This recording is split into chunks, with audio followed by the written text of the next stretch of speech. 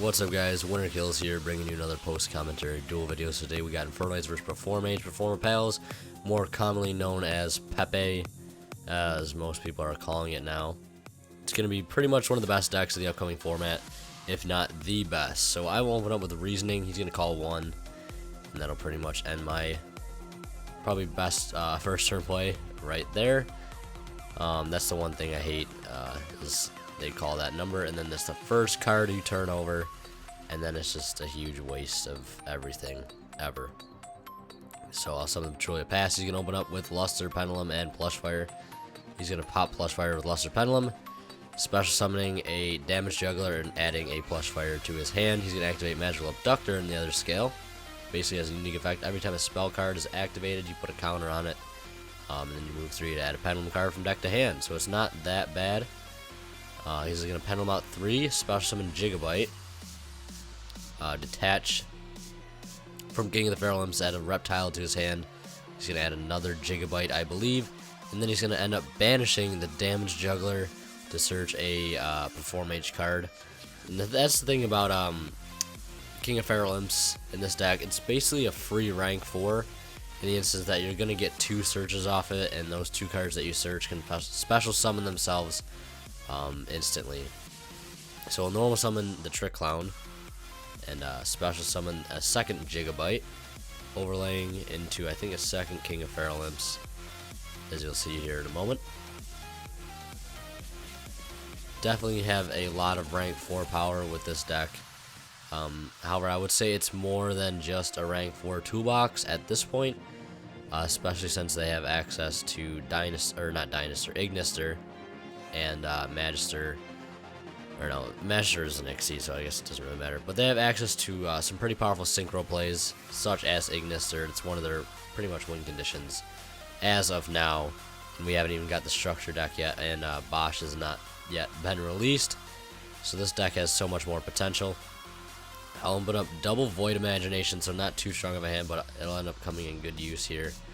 Since he did go into the extra deck, he'll Valor that Tiara, so I won't get Mill 3, and I won't get Descend 3 from the extra deck. And you'll get a counter on Magical Abductor. Have that second Void Imagination. What I should have done is just summoned out more stuff from grave, but I didn't. I ended up making a second Tiara just to fill my grave more to kind of help out my later game, so I could grind a little bit more with this deck, because this deck can definitely grind. It's got a lot of floaters like Plushfire, Trick Clown. They have Damage Juggler, so they don't get OTK'd. There's a lot of stuff the deck can do to float. So I got this Raigeki chilling in my hand. So I have options here. I can either just attack over both the King of the Feral Imps, and then just pass, or I can get rid of his whole field and then just get rid of whatever he brings out next to kind of burn through his resources for next turn. So the second Tiara will resolve. He'll get that third counter. The Raigeki will come down, getting rid of both the Feral Imps. He'll take the 1,000 for Trick Clown, and he's going to special summon off Plushfire, getting himself a Damage Juggler, so he's already setting himself up for a search for next turn. Damage Juggler, probably one of the best cards in the deck, next to Luster, Pendulum, or Plushfire, being some of the best cards, and 2 of those cards being commons.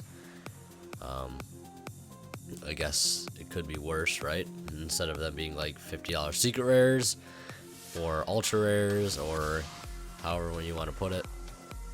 So off Damage Juggler, he's gonna have Mirror Conductor, and he'll add a Luster Pendulum off the Magical Abductor. So basically, Mirror Conductor's Pendulum effect is pretty strong. You can basically switch the attack and defense of any monster. It helps, especially at least in this matchup. For him, it's okay, except for not Tiara, because Tiara has higher defense than attack, 3600. But for cards like Sight to Miss and Atandal, they have 0 defense, so you switch their attacks and you just run over them, no problem. Ignister is going to end up not being able to summon because he's out of targets. Uses his last target, and he searches off Magical Abductor. He'll get rid of his Plushfire and shuffle back my Tiara, summoning out a Hat Tricker. He's going to go into Trapeze Magician, targeting Ignister to attack twice. He'll auto kill my Tiara with a Repetier, and then it's game over. So on to game 2. I'm going to opt to go second. He's going to open Part Naga and Lizard Draw, popping Lizard Draw to draw 1 card. And I believe that's all he can do for this turn, not opening up too well. And he's going to pass it over to me. Opening up 1 for 1 and a Redstone, so not too bad. Redstone's going to get normal summoned. He's not going to end up getting the Valor off, luckily. And I'll get out my Red Eyes Archfiend of Lightning. Very, very awesome play. I love that play. It's so good, especially since it's treated as a normal monster, so you can just keep bringing out more and more stuff.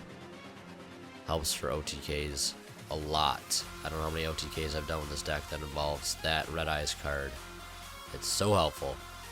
And then 1 for 1 into the Decatron, sending Peculiar, popping his Part Naga. And right now I'm just debating on whether or not a Synchro play is viable, because of the Red Eyes Archfiend card is currently treated as a normal monster, so it's not counting towards my levels. So I only have 5 levels on the field, so I can definitely summon another card. I think I have an Antra, so I definitely have the ability to Synchro for 7. But I figured I don't really need to. I already have the Archfiend of Lightning there. That's giving me the extra space for levels. So I'll just end up attacking for 25. It'll get Damage Juggler, and then he'll use Damage Juggler's effect to search out a Performge card. Again, like I said, Damage Juggler, one of the best cards of the deck. It allows for so much search utility, especially since it can grab you cards like Plushfire. It's even better. So we'll activate Plushfire. He'll activate Mirror Conductor. I believe he's going to use that Mirror Conductor effect right here. You'll end up targeting Red Eyes Archfiend of Lightning, switching its attack and defense. Current attack and defense is 2500 attack, 1200 defense. Now giving it 1200 attack and 2500 defense, allowing his Drake Overlord to run over it for 650 damage, and Plushfire to run over Decatron for 500. First damage for me for the start of this game. And I think he's going to end up passing turn. Trying to see if he wanted to set a monster, but opts not to. Redstone effect will add itself to my hand, shuffling back the Archfiend. Debating on whether or not I'm going to normal summon it. I do. Tribute it.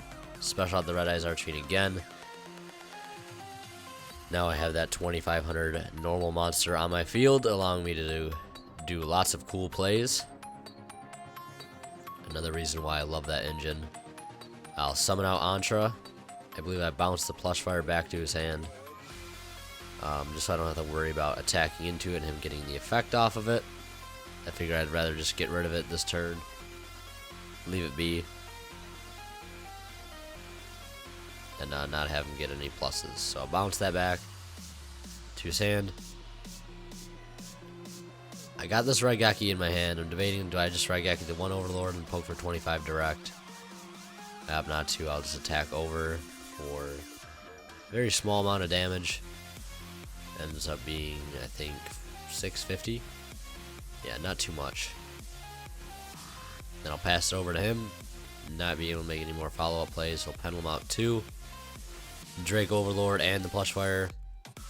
Again, using Mirror Conductor to switch the attack and defense of Red Eyes Archfiend, overlaying into King of the Feral Imps. So detach, Plushfire searching a Gigabyte. And then he'll instant fusion back out that Plushfire with a Norden. Still looking to make more rank 4s. Debating on what to go into. As of now, he does have that Plushfire effect. If he were to destroy it somehow, he could get a summon off of it, but he doesn't need to. He's going to go into Castel. Castel will shuffle back the Red Eyes Archfiend of Lightning, so I don't get to use this effect next turn. He could have shuffled back the Antra and then run over the Archfiend of Lightning, sure, but he would have allowed me to add back the Redstone in my hand, giving me that extra plus. So attack with the Castel and the King. I'll draw for turn, and I think I draw into the Red Eyes Archfiend, which is incredible how that works. I shuffled into the deck and then I end up drawing it immediately the next turn. So I'll open up that Decatron, debating on what to send. I have options. I could send a Petrulia, pop one of his scales. I could send a Harmatic, pop one of his scales. It doesn't really matter. They're both going to get rid of him. So I'll send Petrulia for that MT destruction. Pop his Mirror Conductor so he can't use that pesky effect anymore. At least not for a little while. Got a Galaxy Cyclone in hand. Banishing 3 for Deviati. I don't use this effect because I don't want him to get a search off of the Plush Fire. Because even if it's destroyed in the Pendulum Zone, you still get this effect to special summon another one. So I'll swing for 25. Can't swing with Decatron because under the conditions of Petrulia, he activates effect. He cannot attack this turn. Activating Lizard Draw, and then he'll Wavering Eyes away, burning me for 500 and searching any Pendulum card from deck to hand. I believe he's gonna go grab. I think he either grabs Luster Pendulum, I'm not really sure, but he's gonna special summon out Damage Juggler off of Plushware, and he's gonna grab Repeteer, the Dinosaur Cavalry dude who auto kills anything that he attacks. He's almost like a one. He's basically a one-sided construct. If he attacks anything, it's automatically killed. It's like a better Bull Blader, if you will. He's debating on what to go into. He's gonna go into Diamond Direwolf, but I'm gonna just end up negating its effect with Deviati and banishing it. And then he's gonna banish his Damage Juggler and search again, adding another Plush Fire. So you can kind of see now how this deck works, and it's not even at full power. They don't have Skullcrobat Joker or Pendulum Wizard or Monkey Board. Still missing a lot of key cards in the deck. He'll activate the Plush Fire and just run into the Deviati with the Repeteer. I'll open up that Reasoning. What a top deck. I think he's going to end up calling 3. I do mill through a lot of awesome cards before I hit the Card Trooper, so it doesn't really matter. And I think I end up summoning a Natanel or a Saitsumis and an Anuku in order to get through his board. And I think that's going to end up being game. Because the Repeteer does not work when it is attacked, only when it attacks. Yeah. So I'll summon the Saitsumis and the Anuku. Put that damage on board. Swing over for, I believe, 800. And then for 3,000 per game. Having the option, main phase 2, to banish that scale of his. Here we are in game 3. I'm going to have to go first. Open up the Redstone. He'll chain Max C. Summon out the Red Eyes Archfiend of Lightning. He'll get that one draw. I think that's going to be it for my first turn play, at least. I think MST, Void Seer, and Cyclone. I'll set those and pass, not allowing him to draw any more cards off of Max C. I'll open that Foolish Burial. I think he does play Glow Up Bulb, but I don't think he's going to send it. I think he's just going to end up sending a Damage Juggler to get that search. It's all about the searching. Got to get those searches in.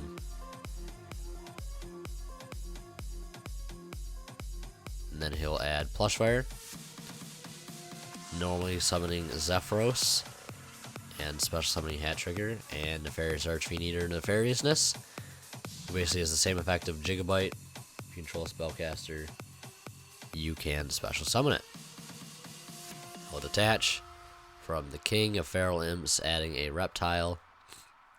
Not detaching a Damage Juggler, though, to get more searches. Still, one search is good enough. He'll special summon the Gigabyte to overlay out his Hat Trigger with.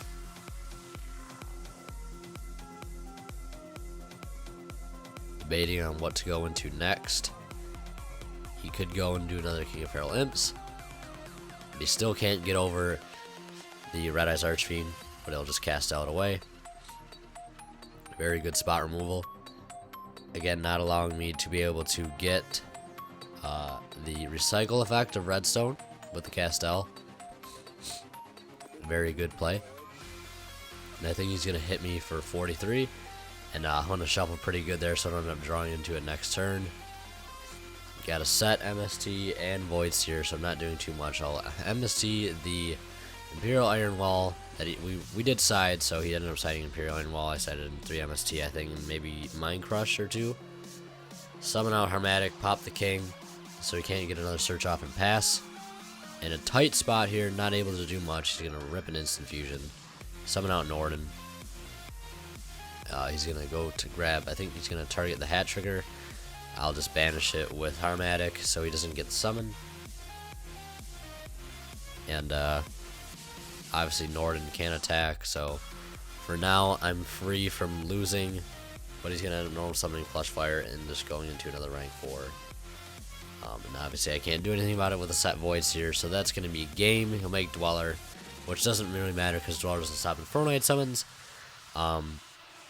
But yeah, that's going to be it. Performge Pals will take the match. So close, those Infernoids. I'm going to be trying to get more Infernoid stuff up since the deck's actually kind of relevant now. With how represented it is at events and stuff. I'll try to get another profile up. Leave a like if you enjoyed, leave your comments down in the comment section below, and don't forget to subscribe if you already haven't. Your support's greatly appreciated. As always, guys, Winter Kill signing out. We'll see you in the next one.